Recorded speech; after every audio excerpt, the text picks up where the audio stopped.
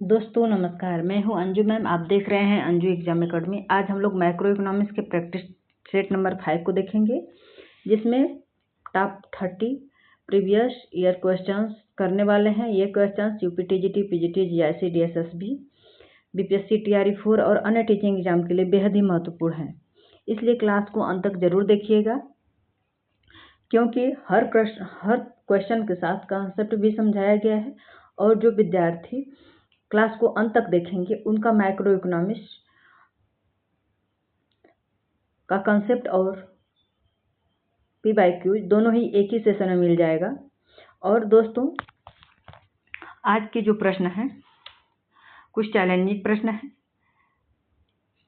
और advance level के हैं। और जो प्रश्न 15 है और 28 है और 30 है, ये प्रश्न बहुत ही महत्वपूर्ण है। आप स्किप मत कीजिएगा, क्योंकि हर क्वेश्चन के साथ कंसेप्ट भी क्लियर किया गया है। और जो ये तीनों प्रश्न हैं ध्यान देने योग्य प्रश्न हैं। दोस्तों, प्रश्न क्लास स्टार्ट होने से पहले बता दूं, आप लोग उत्तर सही या गलत जो भी हो आप दीजिए। गलत उत्तर देने से आप लोगों को सफलता का राह नहीं मिलता है, क्योंकि जो गलत उत्तर है वही सही उत्तर के पास अभी आप लोगों को ले जाता है। इसलिए जो भी उत्तर हो, गलत या सही, आप लोग जरूर कमेंट बॉक्स में करिए। और रोज रोज पढ़ने वाला छात्र कभी पीछे नहीं रहता, भले ही उसकी शुरुआत दूसरे से धीमी क्यों न हो। सिलेक्शन स्पीड से नहीं, कंसिस्टेंसी से मिलती है। इसलिए आप लोग चैनल से जुड़िए, अपनी तैयारी को बेहतर करिए। यदि वीडियो पसंद आए तो लाइक करिएगा, चैनल पर नए हैं तो सब्सक्राइब करिएगा और अपने दोस्तों में भी शेयर करिएगा। चलिए, आज का प्रश्न है, राष्ट्रीय आय लेखांकन में निम्नलिखित में से किस लेन देन को इसलिए शामिल नहीं किया जाता क्योंकि वह वर्तमान उत्पादन का प्रतिनिधित्व नहीं करता है। प्रश्न नंबर 1 है, राष्ट्रीय आय लेखांकन में निम्नलिखित में से किस लेन देन को इसलिए शामिल नहीं किया जाता है क्योंकि यह वर्तमान उत्पादन का प्रतिनिधित्व नहीं करता है। ऑप्शन ए है नई मशीनरी का खरीद, नए मकान की खरीद, पुरानी कार का बिक्री। ऑप्शन डी है सरकार द्वारा पुल का निर्माण। तो देखिए, राष्ट्रीय आय लेखांकन में जो पुरानी कार का बिक्री है इसको शामिल नहीं किया जाता है, क्योंकि यह वर्तमान उत्पादन का प्रतिनिधित्व नहीं करता है। इसलिए पुरानी कार को राष्ट्रीय लेखांकन में नहीं शामिल किया जाता है। नई कार, नई मशीनरी की खरीद, नए मकान की खरीद और सरकार द्वारा पुल का निर्माण, इन सबका इंक्लूड किया जाएगा। और राष्ट्रीय आय में केवल वर्तमान वर्ष के उत्पादन को शामिल किया जाता है। पुराना कार का उत्पादन पहले ही किसी वर्ष में राष्ट्रीय आय में जोड़ा जा चुका है। यदि इसे पुनः जोड़ा जाएगा तो डबल काउंटिंग होगी। प्रश्न नंबर 2 है, नेशनल फैक्टर इनकम प्राप्त करने हेतु डोमेस्टिक फैक्टर इनकम में क्या जोड़ा जाता है। प्रश्न दिया है कि नेशनल फैक्टर इनकम प्राप्त करने हेतु डोमेस्टिक फैक्टर इनकम में क्या जोड़ा जाता है। ऑप्शन है नेट डायरेक्ट टैक्स या net factor income from abroad या कंजप्शन ऑफ फिक्स्ड कैपिटल या नेट एक्सपोर्ट। क्या जोड़ा जाता है? तो NFIA यानी net factor income from abroad. Option number B सही होगा।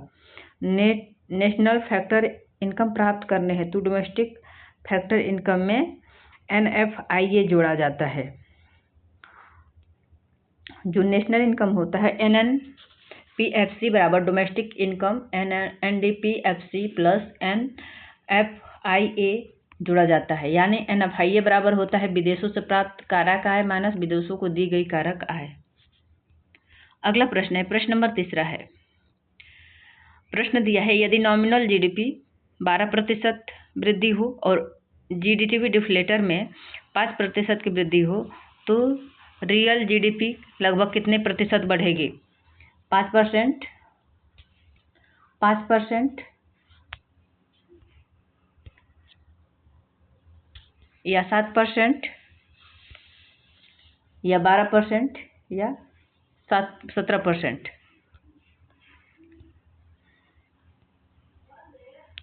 तो जो नॉमिनल जीडीपी है, नॉमिनल जीडीपी में 12% वृद्धि हुई है और जीडीपी डिफ्लेटर में 5% की वृद्धि हुई है, तो रियल जीडीपी 7% होगा, क्योंकि रियल जीडीपी बराबर होता है nominal GDP minus GDP deflator. तो 12% में से 5% घटा देंगे तो 7% आएगा। ऑप्शन नंबर 7 बी होगा। रियल जीडीपी ग्रोथ बराबर nominal GDP minus inflation rate, यानी 12% माइनस 5% बराबर 7%। प्रश्न नंबर 4 है, निम्नलिखित में से कौन सा जीडीपी को बढ़ा सकता है लेकिन आर्थिक कल्याण को आवश्यक रूप से नहीं बढ़ाता। प्रश्न दिया है, निम्नलिखित में से कौन जीडीपी को बढ़ा सकता है लेकिन आर्थिक कल्याण के आवश्यक रूप से नहीं बढ़ाता। ऑप्शन ए है पर्यावरण आपदा के बाद प्रदूषण नियंत्रण में, increase literacy rate, increase life expectancy, improvement in health care facilities. कौन सा जीडीपी को बढ़ा सकता है लेकिन आर्थिक कल्याण को आवश्यक रूप से नहीं बढ़ाता। प्रश्न नंबर 4, तो जो पर्यावरणीय आपदा के बाद प्रदूषण नियंत्रण व्यय होता है यह जीडीपी को बढ़ा सकता है लेकिन आर्थिक कल्याण को आवश्यक रूप से नहीं बढ़ाता। ऑप्शन नंबर क्या होगा, ए सही होगा। जीडीपी केवल उत्पादन और व्यय को मापती है। यदि प्रदूषण या आपदा के कारण अतिरिक्त व्यय करना पड़े तो जीडीपी बढ़ सकती है, लेकिन लोगों का वास्तविक कल्याण नहीं बढ़ता। यही कारण है कि ग्रीन जीडीपी की अवधारणा विकसित हुई है। प्रश्न नंबर 5 है, 4 क्षेत्रीय अर्थव्यवस्था में आय का संतुलन स्तर कब प्राप्त होता है। 4 क्षेत्रीय अर्थव्यवस्था में आय संतुलन का स्तर कब प्राप्त होता है। ऑप्शन ए है S plus T plus M बराबर I plus G plus X, या यस बराबर आई, या सी बराबर वाई, या जी बराबर टी। प्रश्न का उत्तर कौन सा सही होगा। 4 क्षेत्रीय अर्थव्यवस्था में आय का संतुलन स्तर कब प्राप्त होता है। तो देखिए जो ऑप्शन यस बराबर S plus T plus M बराबर I plus G plus X है, यही होगा ऑप्शन। आइए इसको क्लियर करते हैं। देखिए 4 सेक्टर इकोनॉमी में लीकेज बराबर जब इंजेक्शन होता है तो वहाँ पे संतुलन प्राप्त होता है। तो लीकेज सेविंग होता है, टैक्स होता है, इम्पोर्ट होता है, ये सब क्या होते हैं लीकेज। और इंजेक्शन इन्वेस्टमेंट और गवर्नमेंट एक्सपेंडिचर और एक्सपोर्ट, ये इंजेक्शन के उदाहरण हैं। जब लीकेज के उदाहरण और इंजेक्शन के उदाहरण आपस में बराबर होते हैं, यानी saving plus tax plus import बराबर होता है I, investment plus government expenditure plus export, तब जाके संतुलन प्राप्त होता है। ऑप्शन नंबर प्रश्न नंबर 5 का ऑप्शन नंबर ए सही होगा। प्रश्न नंबर 6 है, जीडीपी डिफ्लेटर की गणना किस प्रकार की जाती है। ऑप्शन ए है रियल जीडीपी बटा में nominal GDP into 100, nominal GDP बटा में भागे रियल जीडीपी गुणे 100, एनएनपी डिवाइडेड जीडीपी गुणे 100, जीएनपी डिवाइडेड एनडीपी गुणे 100। जीडीपी डिफ्लेटर की गणना किस प्रकार की जाती है। प्रश्न नंबर 6, तो जो जीडीपी डिफ्लेटर होता है वह nominal GDP divided real GDP into 100, option number B होगा। जीडीपी डिफ्लेटर अर्थव्यवस्था में उत्पादित सभी अंतिम वस्तुओं एवं सेवाओं के मूल्य स्तर को मापता है। जीडीपी डिफ्लेटर बराबर नॉमिनल जीडीपी भागे रियल जीडीपी इंटू 100। यदि जीडीपी डिफ्लेटर बढ़ता है तो इसका अर्थ है कि मूल्य स्तर में वृद्धि हुई है। अगला प्रश्न है, प्रश्न नंबर 7 है, निम्नलिखित में से स्टॉक चेंज में शामिल किया जाता है। किसे स्टॉक चेंज में शामिल किया जाता है। ऑप्शन ए है बिक्री न की गई तैयार वस्तु, transfer payment, old machine. Option D है सेकेंड हैंड गुड्स। प्रश्न नंबर 7 दिया है कि निम्नलिखित में से कौन स्टॉक चेंज में शामिल किया जाता है। तो देखिए जो बिक्री न की गई तैयार वस्तु है उसे स्टॉक चेंज में शामिल किया जाता है। जब उत्पादित वस्तुएं उसी वर्ष नहीं बिकती तो उसे इन्वेंट्री यानी भंडार का हिस्सा बन जाती हैं। राष्ट्रीय आय लेखांकन में उन्हें इन्वेस्टमेंट माना जाता है क्योंकि ये भविष्य में बिक्री हेतु उपलब्ध रहते हैं।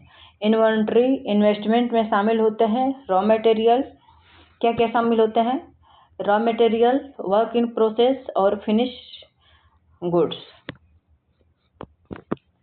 अगला प्रश्न है, ये रहा आज का 8वां प्रश्न। ऑपरेटिंग सरप्लस मुख्यतः किससे मिलकर बनता है? ऑपरेटिंग रेंट, इंटरेस्ट और प्रॉफिट से, वेज ओनली, ट्रांसफर इनकम या टैक्स ओनली। तो ऑपरेटिंग सरप्लस मुख्यतः किससे मिलकर बनता है?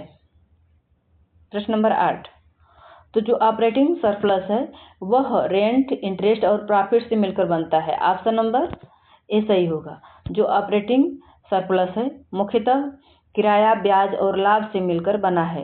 फैक्टर इनकम मेथड में ऑपरेटिंग सरप्लस उत्पादन इकाइयों से प्राप्त आय को दर्शाता है।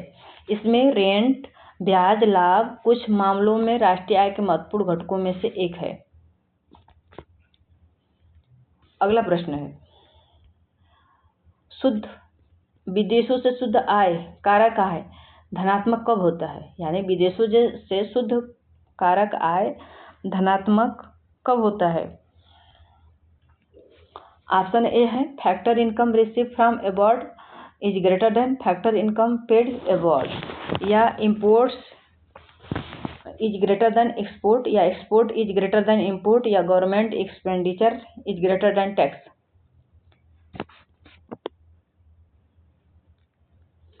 NFIA पॉजिटिव कब होता है? तो देखिए, NFIA पॉजिटिव तभी होगा जब विदेशों से प्राप्त कारक आय विदेशों को दी गई कारक आय से अधिक होगा। जो प्राप्त हमें हो रहा है, विदेशों से प्राप्त जो पूंजी हो रही है और हमें विदेश में जो दी जा रही है, दोनों का अंतर यदि धनात्मक है, मतलब विदेशों से प्राप्त आय विदेशों को दी गई कारक आय से अधिक है, तो हमें पॉजिटिव NFIA प्राप्त होगा। ऑप्शन नंबर ए सही होगा। NFIA बराबर होता है factor income received from abroad minus factor income paid abroad. यानी विदेशों से प्राप्त कारक आय अधिक हो तो NFIA धनात्मक होगी। उदाहरण, विदेशों में कार्यरत भारतीयों की आय विदेशी निवेश से प्राप्त लाभांश। प्रश्न नंबर 10 है, निम्नलिखित में से किसे इंटरमीडिएट कंजप्शन माना जाता है? ऑप्शन ए है, विद्युत संयंत्र द्वारा कोयले की खरीद, purchase of the housing by family, purchase of car by household, purchase gold for the personal use. कौन सा इंटरमीडिएट कंजप्शन माना जाता है? तो देखिए, जो विद्युत संयंत्र द्वारा कोयले की खरीद है यह इंटरमीडिएट कंजप्शन के अंतर्गत आता है। इंटरमीडिएट कंजप्शन वे वस्तुएं एवं सेवाएं हैं जो उत्पादन प्रक्रिया पूरी तरह उपयोग हो जाती हैं। पावर प्लांट द्वारा खरीदे गया कोयला बिजली उत्पादन के उपयोग में होता है, इसलिए इसे इंटरमीडिएट कंजप्शन कहा जाता है। जबकि घर, कार और व्यक्तिगत उपभोग हेतु वस्तु खरीदा गया सोना फाइनल गुड्स माना जाएगा। प्रश्न नंबर 11 है, personal income is obtained by, यानी व्यक्तिगत आय प्राप्त की जाती है किससे? National income plus transfer income minus undistributed profit minus corporate tax minus social security contribution, या ऑप्शन बी है, national income plus net indirect tax, या GDP प्लस डिप्रिसिएशन, या NDP प्लस सब्सिडी। व्यक्तिगत आय प्राप्त होती है। प्रश्न नंबर 11, तो देखिए, जो व्यक्तिगत आय होती है पर्सनल इनकम होता है national income plus transfer income minus undistributed profit minus corporate tax minus social security contribution. Option number A सही होगा। पर्सनल इनकम वह आय है जो वास्तव में व्यक्ति को प्राप्त होता है। राष्ट्रीय आय का पूरा भाग व्यक्ति तक नहीं पहुंच पाता क्योंकि उसका कुछ भाग कॉर्पोरेट टैक्स में चला जाता है, अनडिस्ट्रीब्यूटेड प्रॉफिट के रूप में रोक लिया जाता है, सोशल सिक्योरिटी कंट्रीब्यूशन में चला जाता है, वही ट्रांसफर पेमेंट जोड़ दिया जाता है क्योंकि वो व्यक्तियों को प्राप्त होता है। प्रश्न नंबर 12 है, प्रयोज्य व्यक्तिगत आय यानी डिस्पोजेबल पर्सनल इनकम किसके बराबर होता है? प्रयोज्य व्यक्तिगत आय किसके बराबर होता है? Personal income minus personal tax, national income minus tax, GDP minus depreciation, या ऑप्शन डी है NDP प्लस सब्सिडी। प्रश्न नंबर 12, प्रयोज्य व्यक्तिगत आय किसके बराबर होती है? तो यह किसके बराबर होता है? Personal income minus personal tax. Personal income minus personal tax के बराबर होती है। दोस्तों, वीडियो पसंद आए तो लाइक करिएगा और अपने दोस्तों में भी शेयर करिएगा और ये बताइए कि सेशन कैसा लगा और इसके बाद और किस टॉपिक पे आप लोग वीडियो बनाना चाह रहे हैं। मैं एक दिन पूछी थी कि एनसीईआरटी शुरू कर दूं, तो आप लोग बोले थे कि हाँ शुरू कर दीजिए। कुछ लोग कमेंट किए थे, 1-2 लोग, सभी लोग नहीं किए थे।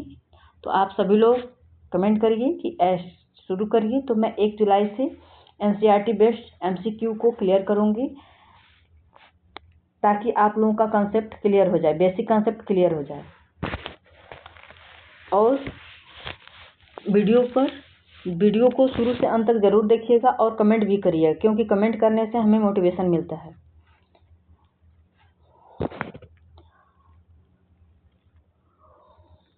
प्रश्न है, प्रयोज्य व्यक्तिगत आय किसके बराबर होती है? तो personal income minus personal tax.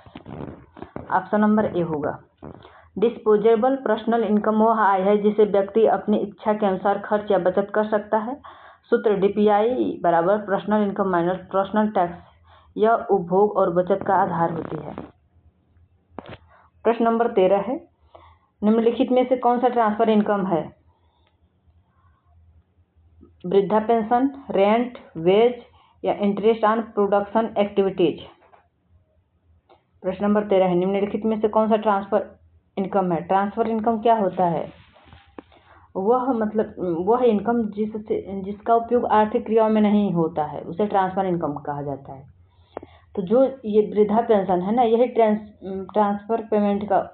Transfer income का उदाहरण है। ऑप्शन नंबर ए सही होगा। और रेंट आर्थिक क्रियाओं से प्राप्त होती है, वेज भी, इंटरेस्ट भी मतलब किसी न किसी एक्टिविटीज से प्राप्त होती है। लेकिन जो वृद्धा ओल्ड एज पेंशन है इसमें कोई आर्थिक गतिविधि नहीं होती है। तो जिस इनकम में आर्थिक गतिविधि नहीं होती है वो ट्रांसफर पेमेंट के अंतर्गत आता है। जैसे पेंशन, बेरोजगारी भत्ता, स्कॉलरशिप, ये सब ट्रांसफर पेमेंट के उदाहरण हैं।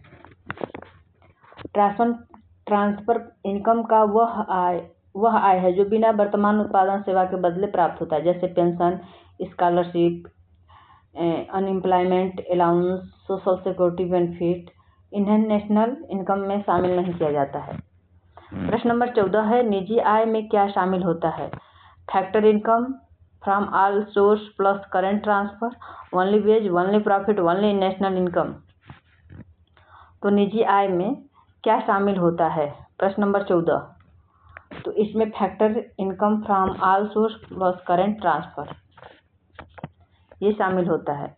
प्राइवेट इनकम में जो ट्रांसफर इनकम होता है उसे शामिल किया जाता है, जबकि नेशनल इनकम में ट्रांसफर पेमेंट को शामिल नहीं किया जाता है।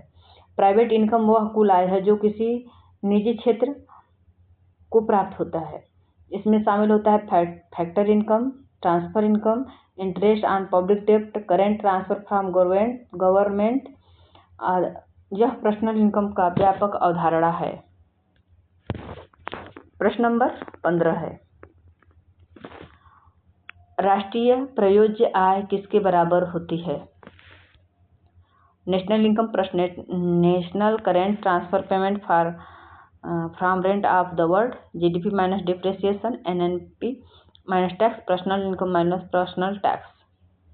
प्रश्न नंबर 15, राष्ट्रीय प्रयोज्य आय किसके बराबर होती है? तो राष्ट्रीय प्रयोज्य आय national income plus national current transfer for rent of the world. Option number A सही होगा। प्रश्न नंबर 15 का उत्तर ए सही होगा। नेशनल डिस्पोजेबल इनकम वह कुल आय है जो देश के निवासियों उपभोग और बचत के लिए उपयोग करते हैं। एनडीआई बराबर national income plus net current transfer of rent of the world. इसमें विदेशों से प्राप्त उपहार, सहायता, अन्य चालू अंतरण भी शामिल होते हैं। प्रश्न नंबर 16 है, स्वायत्त उपभोग यानी ऑटोनोमस कंजप्शन वह उपभोग है जो आय शून्य होने पर भी किया जाता है। ओनली व्हेन इनकम इंक्रीज या only during inflation, only by firm. स्वायत्त उपभोग क्या है? देखिए, उपभोग दो प्रकार के होते हैं, एक स्वायत्त उपभोग होता है, एक प्रेरित उपभोग होता है। स्वायत्त उपभोग का ऑटोनोमस कंजप्शन कहा जाता है, और जो स्वायत्त उपभोग होता है वह आय शून्य होने पर भी यह उपभोग किया जाता है, या आय शून्य हो जाए तब भी आपको कुछ खाने के लिए कुछ न कुछ चाहिए, तो आप या तो उधार लेकर, ऋण लेकर, या कहीं से न कहीं से उसको व्यवस्था करते हैं। तो स्वायत्त उपभोग वह उपभोग है जो आय शून्य होने पर भी किया जाता है। ऑप्शन ए सही होगा। किन्स के अनुसार कुछ न्यूनतम उपभोग ऐसा होता है जो व्यक्ति आय न होने पर भी करता है। यह उपभोग बचत समाप्त करके उधार लेकर या पूर्व संचित निधि से प्राप्त किया जा सकता है। कंजप्शन फंक्शन C बराबर A प्लस BY, जो A है ऑटोनोमस कंजप्शन है, और Y बराबर 0 होने पर भी उपभोग शून्य नहीं होगा। प्रश्न नंबर 17, प्रेरित उपभोग सीधा किससे प्रभावित होता है, यानी इंड्यूस्ड कंजप्शन। वर्तमान आय से, पॉपुलेशन से, एक्सपोर्ट से, गवर्नमेंट डेब्ट से। जो प्रेरित उपभोग है, जो स्वायत्त उपभोग है, वो आय से स्वतंत्र है, जबकि प्रेरित उपभोग आय पर निर्भर करता है, वर्तमान आय पर निर्भर करता है। ऑप्शन नंबर ए होगा। और जो ये समीकरण था, इसमें ए ऑटोनोमस कंजप्शन है और बी प्रेरित इंड्यूस्ड कंजप्शन है। इंड्यूस्ड कंजप्शन वह उपभोग है जो आय में परिवर्तन के कारण बदलता है। कंजप्शन फंक्शन में BY इंड्यूस्ड कंजप्शन है, और जहां भी MPC आय बढ़ेगी तो प्रेरित उपभोग भी बढ़ेगा।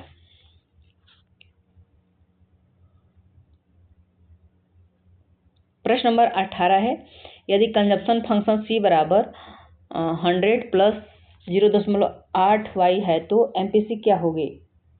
देखिए 100 होगी, 0.2 होगा, 0.8 होगा, या 1.8 होगा।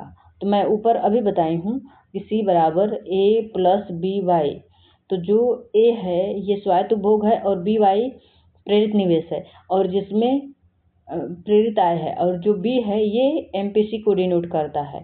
तो MPC पूछा है तो B के स्थान पर 0.8 है, तो 0.8 आंसर हो जाएगा। प्रश्न नंबर 18 का उत्तर कौन सा होगा।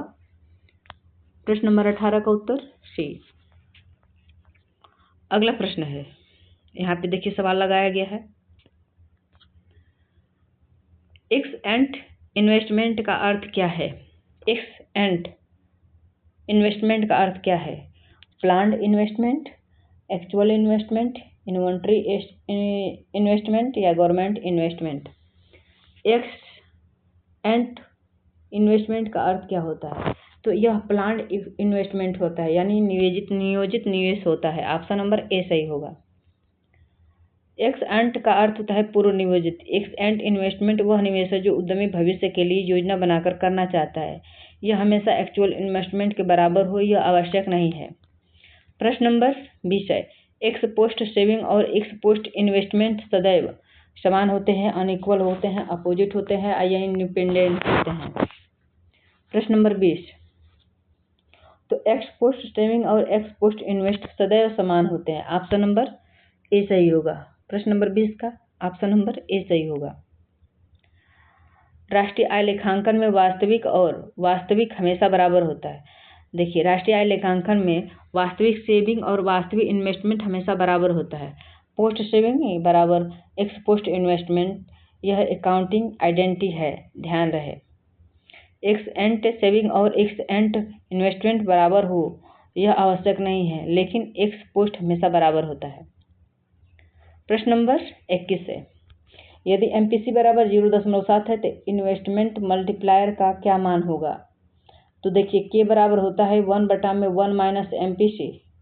तो इसी सूत्र में इस सवाल को लगाएंगे रख करके, तो आंसर कितना आएगा आप लोग कमेंट करके जरूर बताइए। तो देखिए इसी सूत्र में मान रखेंगे तो इसका उत्तर C आ जाएगा, यानी 4 होगा। अभी देखिए यहाँ पे सवाल लगाया गया है, इन्वेस्टमेंट मल्टीप्लायर का सूत्र होता है K बराबर 1/1 माइनस MPC, और MPC बराबर 0.75 दिया है, तो घटाएंगे तो 4 हो जाएगा। इसका अर्थ है कि निवेश में एक वृद्धि से राष्ट्रीय आय 4 बढ़ेगी। प्रश्न नंबर 22 है, पैराडॉक्स ऑफ थेब्स की अवधारणा किसने प्रस्तुत की थी। J. M. Keynes, Adam Smith, Ricardo Irving Fisher. जो पैराडॉक्स पैराडॉक्स ऑफ थीव्स की अवधारणा किसने प्रस्तुत की थी? प्रश्न नंबर 22। तो J.M. किन्स ने प्रस्तुत की थी? ऑप्शन ए सही होगा। पैराडॉक्स ऑफ थीव्स के अनुसार यदि व्यक्ति एक साथ अधिक बचत करने लगे तो कुल उपभोग घट जाएगा। परिणाम स्वरूप एग्रीगेट डिमांड घटेगी, उत्पादन घटेगा, आय बढ़ेगी घटेगी, अंततः कुल बचत भी अपेक्षित रूप से नहीं बढ़ पाएगी और भी जो बचत का विरोधाभास कहा जाता है, इसे ही बचत का विरोधाभास कहा जाता है। प्रश्न नंबर 23 है, इन्फ्लेशनरी गैप कब उत्पन्न होता है? जब aggregate demand exceeds full employment output. प्रश्न नंबर 23। तो देखिए क्या होगा। ऑप्शन बी है aggregate demand is less than aggregate supply saving insect investment. Option D है इम्पोर्ट्स एक्सीड एक्सपोर्ट। तो इन्फ्लेशनरी गैप कब उत्पन्न होता है? Aggregate demand exceed full employment output. Option number A सही होगा।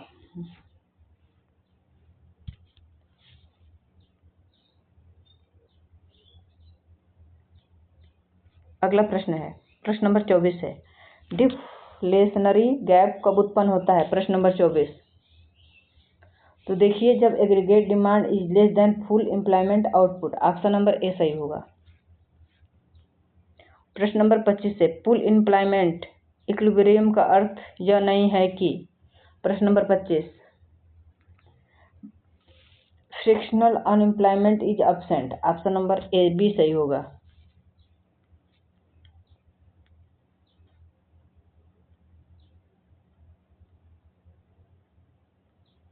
प्रश्न नंबर अगला ये रहा, जो दो क्षेत्रीय अर्थव्यवस्था में एग्रीगेट डिमांड किसके बराबर होती है?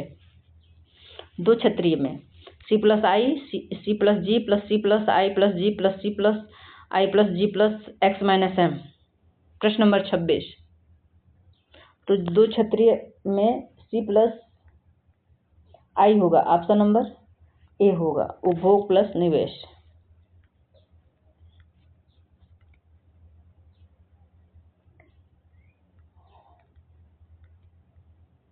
26 का ए।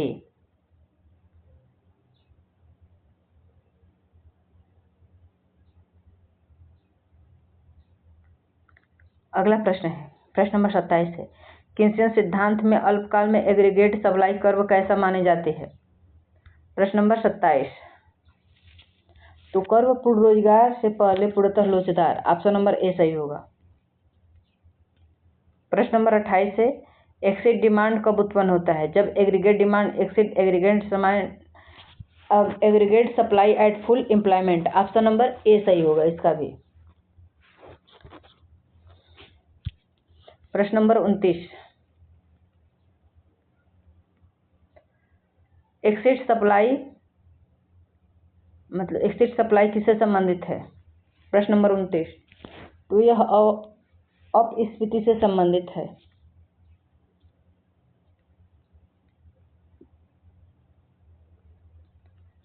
जब अर्थव्यवस्था में उत्पादन अधिक हो लेकिन मांग कम हो तब एक्सीड सप्लाई की स्थिति उत्पन्न होती है। इसका परिणाम वस्तुएं नहीं बिकती, उत्पादन घटता है, बेरोजगार बढ़ता है और डिफ्लेशन गैप उत्पन्न होता है। प्रश्न नंबर 30 है, आज का ये रहा अंतिम प्रश्न। गवर्नमेंट एक्सपेंडिचर मल्टीप्लायर की गणना कैसे की जाती है? प्रश्न नंबर 30। तो 1/1 माइनस MPC।